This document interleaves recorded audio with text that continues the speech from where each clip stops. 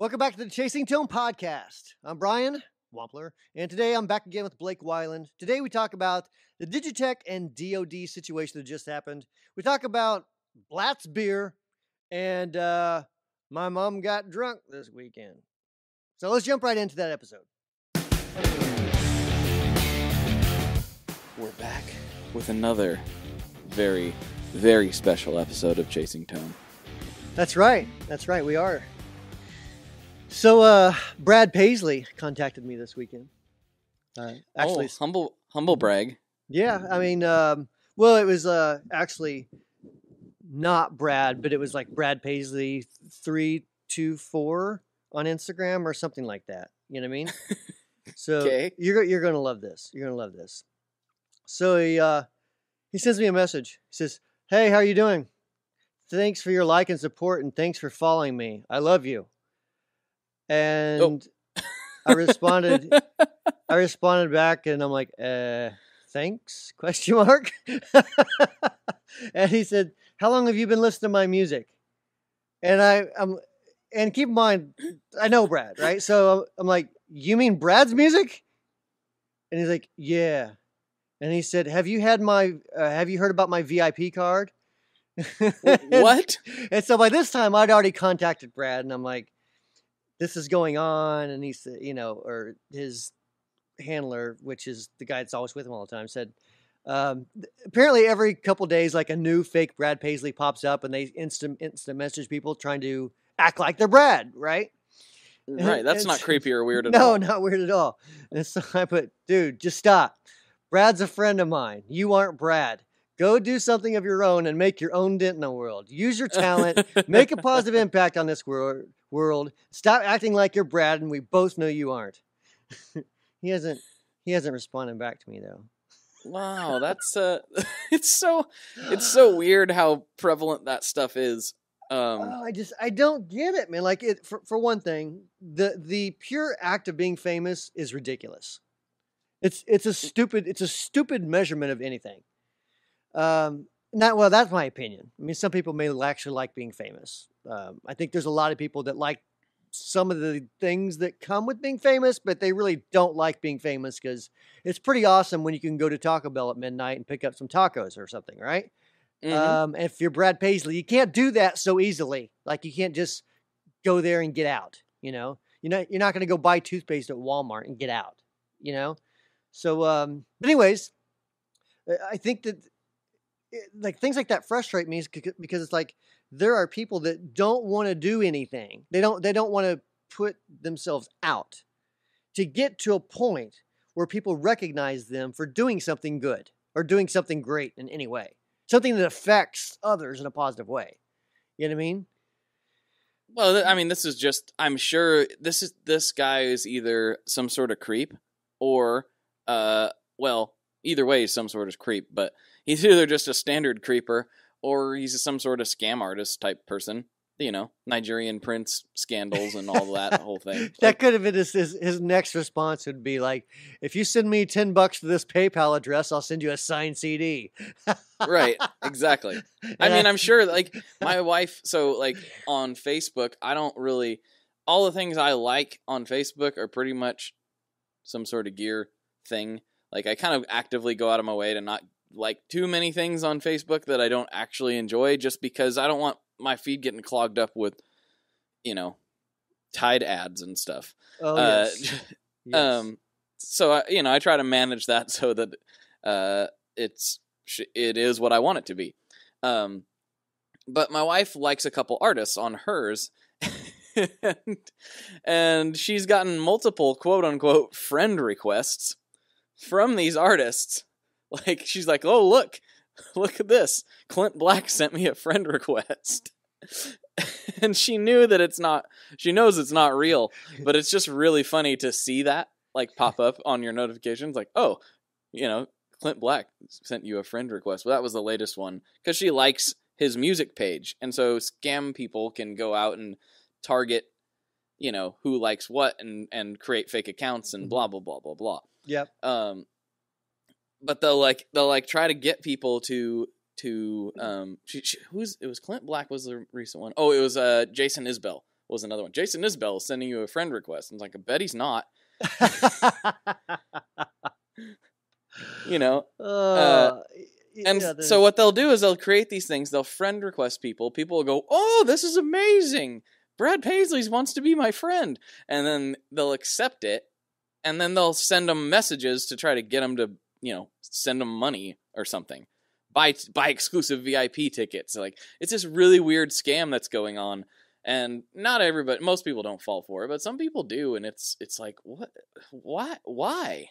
To your point, like, why not try to go do something positive instead of stealing people's money? I don't know. Yes. I know why. Some people just are bad people, but so I have bizarre. Two kind of funny things. One of them is kind of, I don't want to say it's a humble brag, but it is just something to note, especially since we tend to make fun of a lot of bro country stuff, or mainly you who doesn't like the bro country stuff. I certainly do myself, hipster. And so Clint Black actually is a super nice guy. Mm-hmm. And this is one of those moments where, like, I remember exactly what I was doing, because I, you know, as but maybe some of the audience don't know, I'm a huge, like, 90s country music fan because of Brent Mason, right? Mm-hmm. And so Brent Mason calls me up. This has been, I don't know, 3 years ago or something. Brent Mason calls me up and he's like, Brian, I'm sitting here with Clint Black and he's got a question. He's got the hot wired pedal. And I'm like, okay. And he goes, here, I'm going to put him on the phone. And he puts him on the phone. Nice. And I'm like, hello, Mr. Black. I really like your songs. You know, I'm like a kid in a candy room or whatever. You know, yeah. I'm just like, I can't believe I'm talking to Clint Black right now. Remember that time you did nothing but the taillights? That was awesome. I love that. That was great. It was awesome. You know? So, but he's it's like real laid back. He's like, yeah, man. So you know, I've got this thing here and I'm trying to go for this sound. What would you do? And I'm like, you're asking me. Clint Black is talking to me about guitar tone. And I'm like, holy crap in a bucket. This is awesome. That is awesome. I got off the phone and I turned around to Amanda, which is my wife, and I said, that was Clint Black. The Clint Black. That's so cool. When stuff like that happens, it's awesome. Especially when they're cool ass people. You know, like he was just the nicest guy you could ever imagine, you know? Right. And then I want to make sure this is right. The other thing that's kind of funny. I actually give my wife crap about it a lot. Let me search through her friends list, so let's make sure it's still true. Oh. Nikki Sixx. I thought, what was Nikki Sixx's Facebook name? Maybe it's no longer true. Maybe it wasn't Nikki Sixx. I thought it was Nikki Sixx. Oh well, that was a bum story. Your wife was once Facebook friends with Nikki Sixx? I was thinking it was Nikki Sixx. Maybe it was someone else. I thought I could have swore it was Nikki Sixx, but had a friend requested her, but not me. And so I'm like, what the crap? Like, what in the world? Why? No, this doesn't work this way. I'm supposed to be the guy that talks to the rock stars, not you. Exactly. Now I'm disappointed. I could have swore it was. Maybe it's not. Maybe. Are you really that surprised, though, that if it was Nikki Sixx or whatever, that a member of Motley Crue would choose to message the female rather than the male? Yeah, it was, like I said, I thought it was Nikki Sixx. It was definitely like an 80s rock icon of some sort. But I couldn't remember if it was him specifically or not. But anyways, yeah, it was an 80s rock icon who more than likely would be less attracted to guitar tone related things and more attracted to female related things. If I had to really stereotype something, yeah. So I used to give her a hard time about it. That's kind of funny. I guess now I can say, well, you're apparently you're no longer friends with Nikki Sixx or whoever it was. She denied his friend request. So anyways. Facebook's weird. It is very weird. I'm actually, I'm hesitant to say this out loud, but I think I'm going to because it's important. I really don't like Facebook. I don't like it. I used to like it, but now it's so divisive. Like everybody's mad about something. Everybody's like, I mean, ignoring anything like major, like politics or religion, people actively want to hurt you if you like the wrong string brand. They're like, what do you mean you use 11s? You're an idiot. Only idiots use 11s. And you're like, they're guitar strings. What are we arguing about here, man? I mean, I think it's always been that way, honestly. Like, if you look at, if you go into forums and stuff, like, it's always been that way. There's this weird disconnect where people are comfortable. We've talked about this, too, with trolls, but these are not so much trolls as just people who want to be outraged. Like, legitimately. Yeah. I think trolls just like poking the bear. Like, there's some people who for whatever reason, like, in their day-to-day life, they can't express their outrage in the way that they would like to. So they do it on the internet. It's a certain disconnect that we have from it. Because, like, there's so many times where I see somebody comment to somebody else or in a way that's like, you would not say that if that guy was standing next to you. Like, he'd punch you in the mouth. Right. Like, there's no way. And that. Like, you don't go to the grocery store for the most part and hear people just ridiculing each other back and forth, like, incessantly, because nobody wants to die. Like, and broken noses hurt a lot. Yeah. Can you imagine if you went to Home Depot and everyone was talking to each other the way they talk on Facebook? There'd be power drills going through people's skulls. Like, there's no way that a society can function that way in real life. The internet's this weird communication tool that I still don't think we as humans have actually figured out the right way to communicate on there for the most part. I think lots of people have, but I think it's such a foreign, like, the explosion of it. You know what I mean? Like, now everybody's grandma is on Facebook. Like, do you think that the grandma thought that she'd be talking through the computer back in the, the 70s or the 80s? No. Like, this is a new form of communication. It really is. Even though it's been around since the mid 90s, it's still pretty new. Yeah. No, you're exactly right. And I think, and you can see, like, we're completely off a guitar topic, but you can see the older people use Facebook completely different than younger people.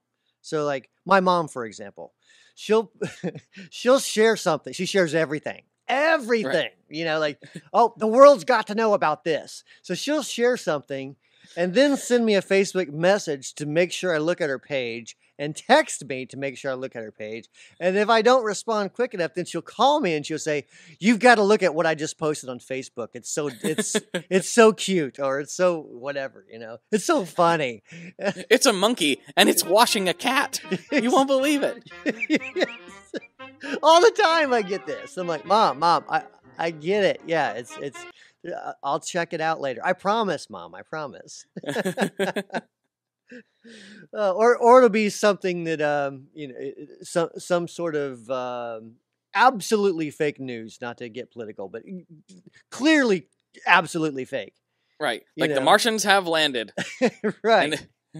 And you're like, Mom, from worldnews123.com. Right, like, Mom, this is a satire site. This site, all these articles are jokes. They're not real. This is theonion.com. Right, and she's like, why would anyone do that? And I'm like, because it's funny to some of us. Well, I don't think it's funny. I really believed it. Oh, gotta love moms. Gotta love moms. Yep. Oh, good times. So guitars and stuff. Speaking of moms. Speaking of moms. I already shared my mom guitar story last week, so I can't do that. That's true. But we can talk about the complete, I can't say that yet. The very odd news that just came about recently with Digitech. Yes. That was really interesting. And a lot of people probably already know what we're talking about, but I guess maybe we need to give a little bit of backstory because not everyone knows who we're speaking of in particular, I guess. But Digitech's a pedal company. Yes. DOD's a part of that company. I think it's owned by Harman, if I recall correctly. Yes. It has been for quite some time. Right. about 8 years ago or so, a man named Tom Cram was put in charge of, I don't remember what he was put in charge of exactly, but something to do with Digitech. Yeah, I don't know if it's development and marketing or just, I mean, so he messes with development and marketing. We know that, but who knows what exactly he did. And I follow him on Instagram, and I know he's like a legit guitar dude. And I think he's been really active on the gear page for a lot of years too. But like he basically took Digitech, which was kind of spiraling into irrelevance at the time in a few different ways, and through him and his team's efforts, they brought it back to what we know today. Like DOD's been killing it, brand wise. I got the rubberneck delay here recently, and it's like one of my favorite pedals that I've played in a long time. And correspondingly with the kind of the rise of that brand coming back into relevance with the guitar gear community, even the used DOD prices have crept up. You know, I mean, I picked up DODs for like $5 for a long time. Yeah. And then, you know, now some of them are 20 to 60, 80, and it all depends on what you're talking about, but basically the prices went up. The brand came back. Yeah. There's a period of time you could pick up old DOD pedals for like next to nothing. Mm-hmm. You know, I mean, just people would almost give them away on eBay, you know. They're still relatively affordable, but it's just like, you know, when something goes from $5 to $30, that's a pretty big increase, you know, percentage wise. So, well, I think before this era, they did like the Bad Monkey, right? Is the Bad Monkey? Yes. And then they started coming out with kind of a little more boutique-y, higher end stuff. And I think DOD, or am I thinking of Dunlop? The DOD or Dunlop that came out with like the Bone Shaker and. No, that's DOD did the Bone Shaker. Okay. Working with the Gunslinger and some other things. So working with basically boutique-ish companies, right?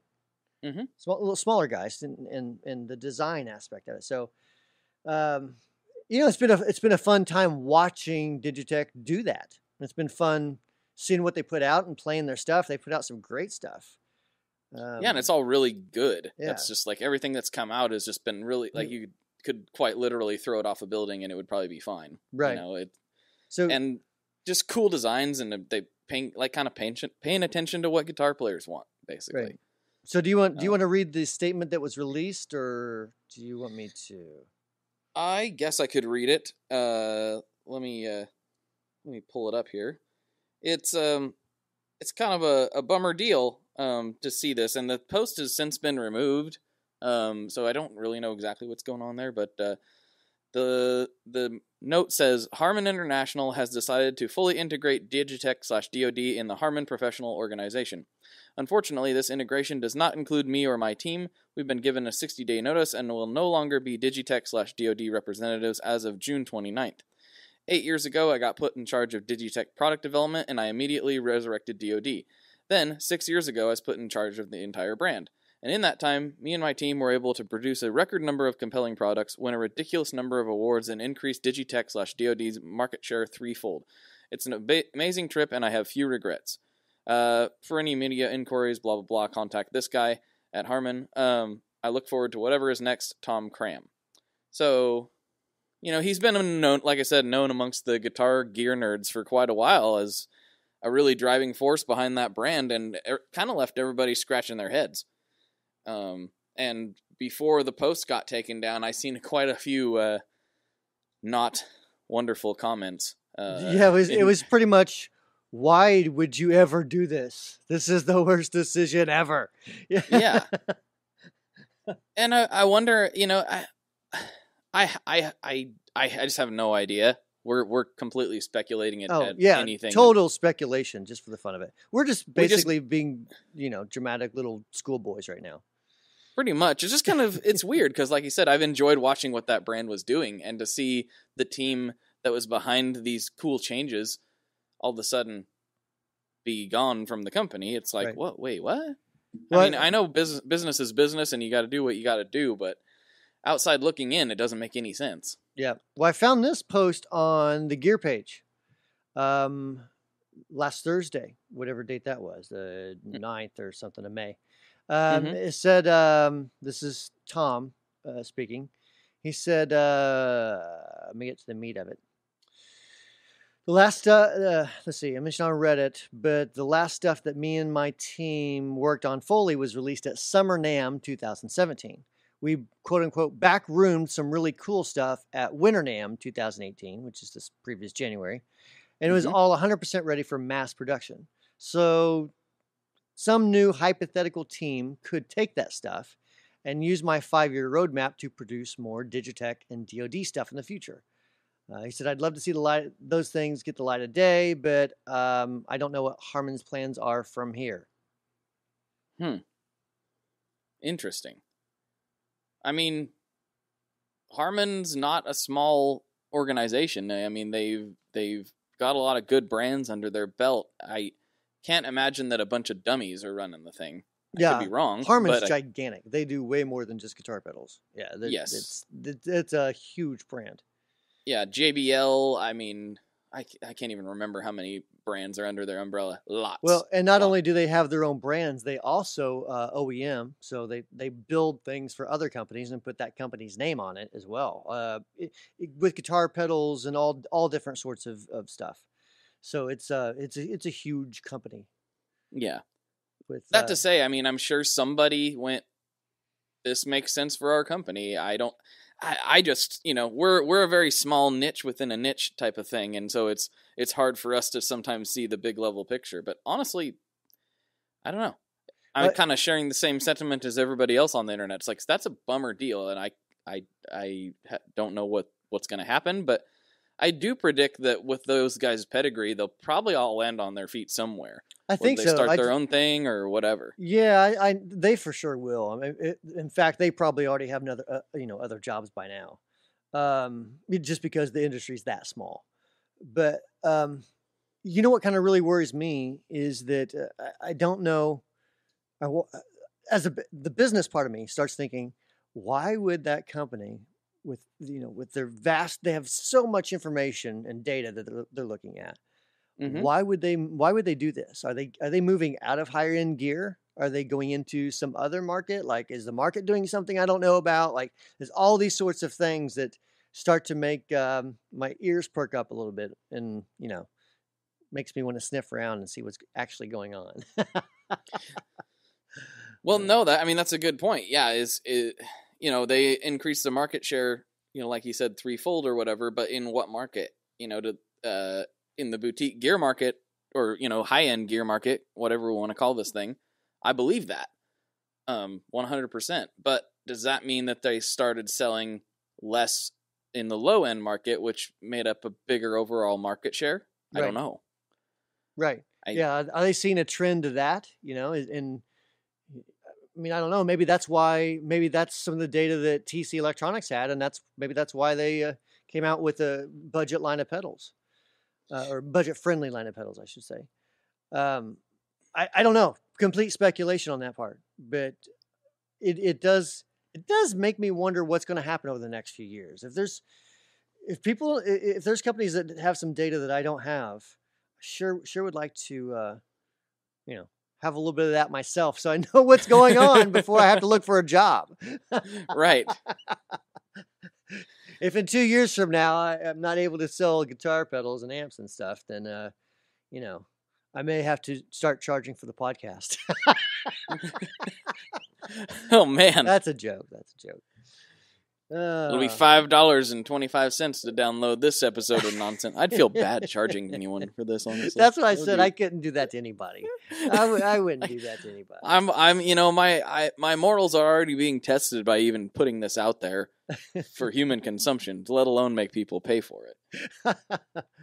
Oh, it's very true. It's very true. But I don't know. It is interesting. Yeah. I'm anxious to see what Digitech does with this. Yeah. Me too. I feel like I wanted to have some sort of commentary on it, and we really didn't. We both went, well, here's what's going on. I don't know. It's more like I guess this was more like a news announcement than an actual discussion, because we don't have all the details, I guess. Well, we could continue discussing. That was the limit of my thoughts on it. I know. Basically, I don't know why it happened. I'm bummed that it happened, and I wonder what's going on. So, yeah. Yeah, I don't know. Maybe they have so much cool stuff that they can never put out. You know, like we are totally set for the next 15 years before AI comes in and takes over everything. Well, I mean, they did say that they had a 5-year roadmap that somebody could follow. Mm-hmm. So maybe they went, that's good. We're going to shift a different direction in 5 years. And so thank you. Maybe I don't know. Maybe they're hiring a team of virtual reality engineers, and they're like, this whole actual physical mechanical pedal thing, it's going away. We're all going to live in this virtual reality world now, and we're going to go to some music store and play our virtual reality guitars to these virtual reality pedals into this virtual reality amp. Probably not. Whoa. I'm just saying. Well, I mean, there's been a lot of speculation about that. How far is the VR experience going to go? All I know is that if when VR comes, I want my freaking mullet back. I want my full head of hair and my long Doe-Dirt-like mullet back. You never sent me a picture of this mullet. I've heard about it a lot. Okay, I'm marking this down. Send Blake picture of mullet. Thank you. And I'll share it on Instagram. Yay! Do you want the picture of it with me against my pickup truck, shirt off, and got a piece of straw in my mouth? I mean, you share whichever one represents Brian Wampler in that period. That's what you share. A little bit of Copenhagen in the mouth, Mm-hmm. Got some Pabst Blue Ribbon. No, that's not Pabst. What's Blatz? Got some Blatz beer sitting on the bed. Blatz. What is Blatz? Blatz is old school beer, man. Yeah.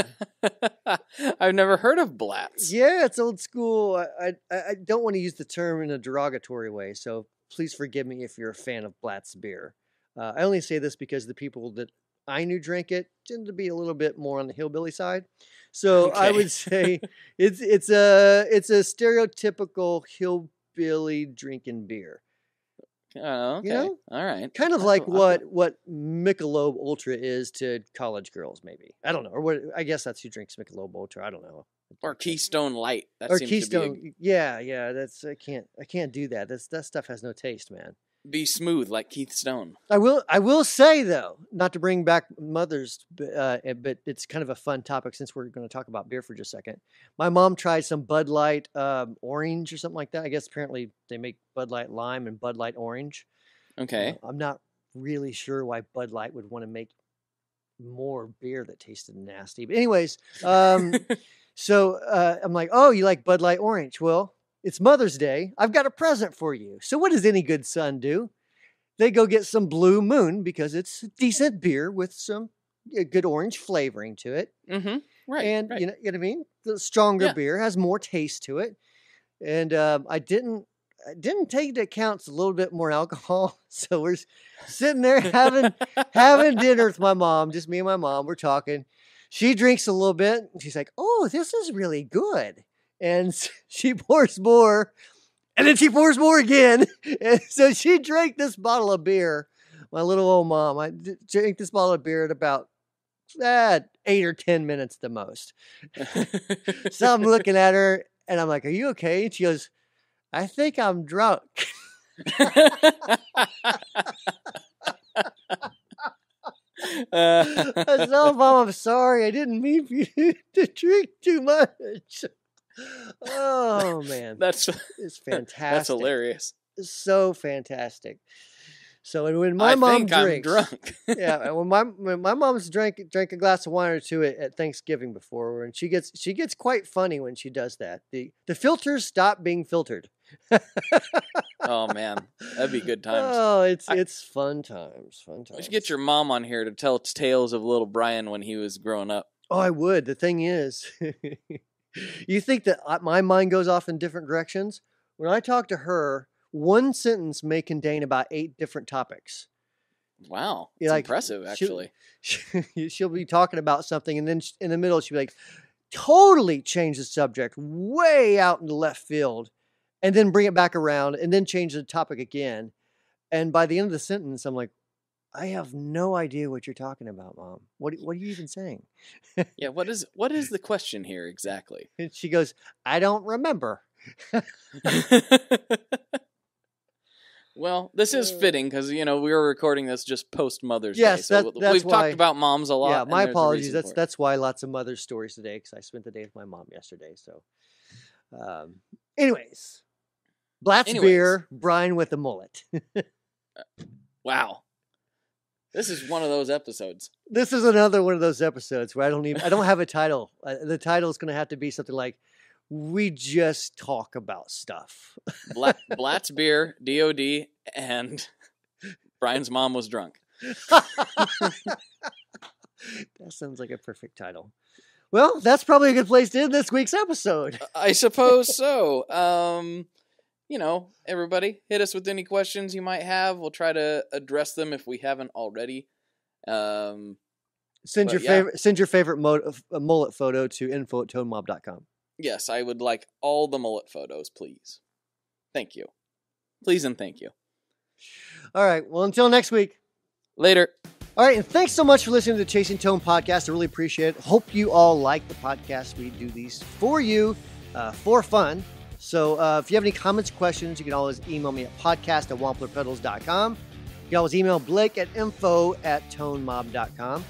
Check out our respective Facebook groups. We have the Wampler Tone group. He has the Tone Mob Facebook group. And thanks for listening. We'll talk to you next week.